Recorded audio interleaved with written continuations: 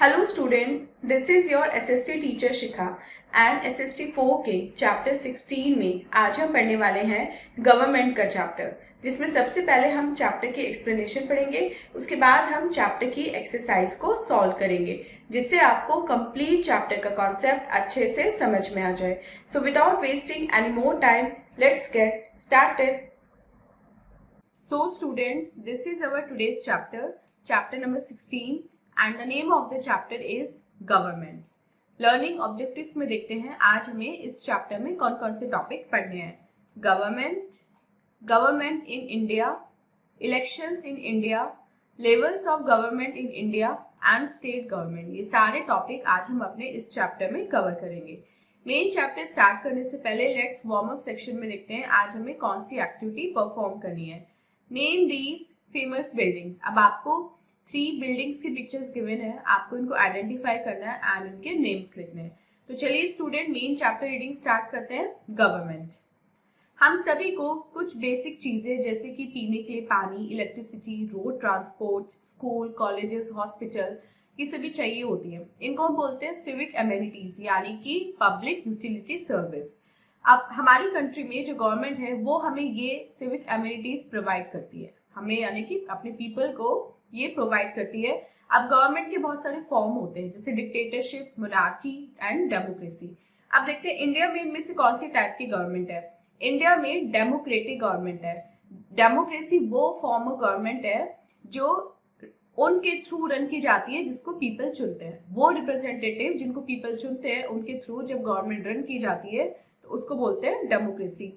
और Abraham Lincoln के words में democracy is a government of people, by the people and for the people. So ये जानना जरूरी है कि इंडिया में डेमोक्रेटिक गवर्नमेंट यानी कि पार्लियामेंट्री गवर्नमेंट है, जिसमें हेड ऑफ स्टेट होता है president and head of government होता है प्राइम मिनिस्टर। सेकेंड टॉपिक पढ़ते हैं, इलेक्शंस इन इंडिया। अब पीपल जो अपना रिप्रेजेंटेटिव हैं, जो उनको रन करता है, पूरी स्टेट को रन करता है, वो इलेक्शंस के थ्रू चुनते हैं। और इलेक्शन एक एक्सरसाइज होती है जिसमें वोट के थ्रू किसी भी एक कैंडिडेट को चुना जाता है। और इंडिया में पीपल जो है अपने रिप्रेजेंटेटिव चुनते हैं by casting their vote secretly. चुपचाप अपना वोट देते हैं, मतलब किसको पता नहीं चलता कि आपने किस पार्टी को वोट दिया है। एंड एवरी इंडियन जो 18 ईयर्स से अबव है वो एलिजिबल है वोट करने के लिए और अपनी पसंद का कैंडिडेट चुनने के लिए, और इसको बोलते हैं वोटर। जब आप वोट देने जाते हैं तो यू आर अ वोटर। अब इलेक्शंस हमारी कंट्री में वो हर 5 साल बाद होते हैं, 2 लेवल पे, central level and state level पे। और ये पूरी इलेक्शंस की जो प्रोसेस होता है उसको इलेक्शन कमीशन जो है इंडिया का वो कंट्रोल एंड मैनेज करता है। और इलेक्ट्रॉनिक वोटिंग मशीन यानी कि ईवीएम्स जो होती है वो वोटर्स के थ्रू यूज की जाती हैं अपना वोट देने के लिए, अपने वोट को कास्ट करने के लिए। अब देखते हैं कि जो गवर्नमेंट बनती है उसके लेवल्स कितने होते हैं। हमारी जो कंट्री है वो इजी एंड इफेक्टिव एडमिनिस्ट्रेशन के लिए 28 स्टेट्स में डिवाइड की गई है। अब इन सभी स्टेट का एक स्टेट हेड होता है, अपनी अपनी स्टेट गवर्नमेंट होती है जो वहां पे रूल्स रेगुलेशंस को बनाए रखती है।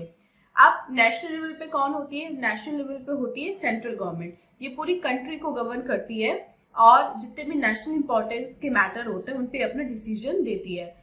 जो स्टेट गवर्नमेंट की पावर्स होती हैं और जो सेंट्रल गवर्नमेंट की पावर होती हैं उनको वो चलती हैं कॉन्स्टिट्यूशन ऑफ इंडिया के हिसाब से।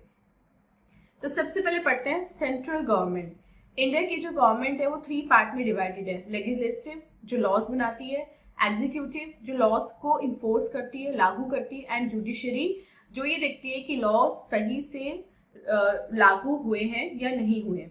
अब जो लेजिस्लेटिव ब्रांच होती है वो पार्लियामेंट ऑफ इंडिया होती है जो न्यू दिल्ली में है। और ये जो पार्लियामेंट है वो 2 ग्रुप्स में डिवाइडेड होती है, राज्यसभा एंड लोकसभा।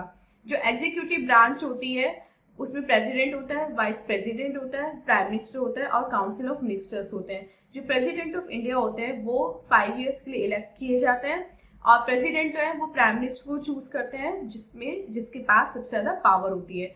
और काउंसिल ऑफ मिनिस्टर्स जो है वो प्राइम मिनिस्टर की हेल्प करते हैं। जो जुडिशियल ब्रांच होती है उसमें इंडिया के जितने भी कोर्ट्स होते हैं, हाई कोर्ट, सुप्रीम कोर्ट, वो आते हैं। और जो चीफ जस्टिस होता है इंडिया का वो सुप्रीम कोर्ट का हेड होता है। अब सुप्रीम कोर्ट के पास पावर होती है किसी भी लॉ को रोकने की। जो पार्लियामेंट ने पास कर दिया है उस लॉ को भी सुप्रीम कोर्ट रोक सकता है अगर वो लॉ किसी भी गवर्नमेंट प्रोविजन के अगेंस्ट दिखाई देता है तो। नेक्स्ट पढ़ते हैं स्टेट गवर्नमेंट के बारे में, जैसे कि सेंट्रल गवर्नमेंट है ऐसे स्टेट गवर्नमेंट को भी 3 पार्ट में डिवाइड किया जाता है, legislative, executive and judiciary. Legislature क्या करता है स्टेट गवर्नमेंट का, The laws for the state are made by the state legislative body और इसे बोलते हैं legislative assembly। कुछ स्टेट जैसे 7 में 2 हाउस होते हैं लेजिस्लेचर के, legislative assembly and legislative council, जबकि 21 जो अदर है उनमें केवल एक हाउस होता है, that is legislative assembly. Executive branch क्या करती है, जो स्टेट की एग्जीक्यूटिव ब्रांच रहती है उसे गवर्नमेंट, जो गवर्नर है हमारा वो हेड करते हैं और जो प्रेसिडेंट को रिप्रेजेंट करते हैं in the state. And judiciary क्या करती है, जितने भी स्टेट है उसमें सभी में एक हाई कोर्ट होता है जो डिटरमिन करता है, जो एडमिनिस्टर करता है कि स्टेट में प्रॉपर जस्टिस है या नहीं है। अब जो हाई कोर्ट है उसकी टॉप पोजीशन होती है उसके जुडिशियल एडमिनिस्ट्रेशन में, और जो इसके जजेस होते हैं यानी कि हाई कोर्ट के जजेस होते हैं उनको प्रेसिडेंट ऑफ इंडिया अपॉइंट करते हैं। सो स्टूडेंट ये था एक शॉर्ट सा चैप्टर गवर्नमेंट के बारे में। अब चलते हैं लेट्स डू इट यानी कि एक्सरसाइज सेक्शन की तरफ और देखते हैं लेट्स डू इट सेक्शन में आज हमें कौन कौन से क्वेश्चंस मिले हैं। First is the form of government in India is democracy. Second, the head of the state in India is the head of the state is the president.